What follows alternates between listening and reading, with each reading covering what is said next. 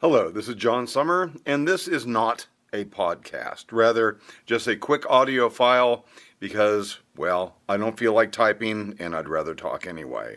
Topic of today, effectively lying to your children. Sound odd? Perhaps not. You'd realize that we probably do it all the time anyway.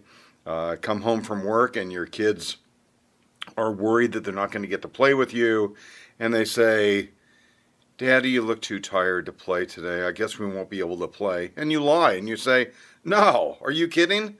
I'm feeling fine. We'll play." And so you, play basketball or color or however old your kids are.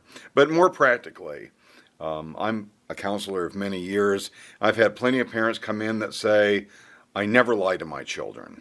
I tell them everything that's going on. I told them that I got arrested for, fill in the blank, methamphetamine possession or whatever." So to try and teach them that's not what they want to do. Well, they're not asking my opinion, and typically, unless somebody asks, I don't share it with them. But I firmly disagree. I think rather we need to make sure that we do not use our children as our own personal therapists, so we don't need to share every one of our worries or every one of our screw-ups with our kids. And secondly, who wants their kids to grow up to be like them?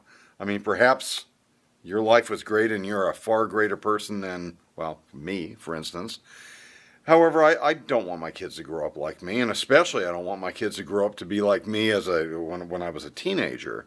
So instead, lying to your children may be not as inappropriate as it seems. Some examples may be that you're really not particularly an honest person, and actually this happened to me. I'm at Walmart. I have my children with me, and they gave me, very obviously, too much change, about $7 too much back. Well, it was obvious my kids were not little bitty, and it was obvious that they gave me too much change back. Well, I've spent enough money at Walmart that they can give me $7 back, and it doesn't make a dent on what I think they really owe me. But I have my children with me, and so I have to, whatever you want to say, pretend to be better than I really am. I guess it doesn't really count as lying to your children in this regard. But I happily, pretending that I was happy, I was actually kind of reluctant to do it, gave the change back to the clerk and explained that they gave me, $7 too much.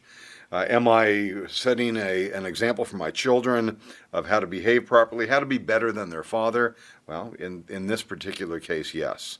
So there are a number of ways that we can, I say lie to your children, but that's not necessarily completely accurate. But we don't always have to share with them every negative thing that we've ever done, how we feel about things. I'll give you one last example, because I'm trying to make these recordings rather short. I have a father of two young boys, recently divorced, and he has custody of the children. And the fact of the matter is when you have two kids about 9 and 7, kind of mixing up the ages here somewhat, that they are a burden, without a doubt. You're a single parent, you're working, and as mothers certainly know, you get done with your day at work and you still got another day at work at home. And especially for the daddies that are not used to doing that, you have a whole lot of stuff to do when you get home. I noticed when the kids came in here, they were certainly joyous with me. I mean, I'm fun to be with, and I'm not the parent, etc. But he was really annoyed with his kids, and they were not misbehaving. And it was evident that the message that he was giving these kids was, "You are a burden to me, and I don't want you to be a burden." Well, in what do I call lying to your kids, you pretend like they're not a burden when they are a burden. They need water when you're trying to go to bed, or they're scared in the middle of the night, and it's a tremendous burden.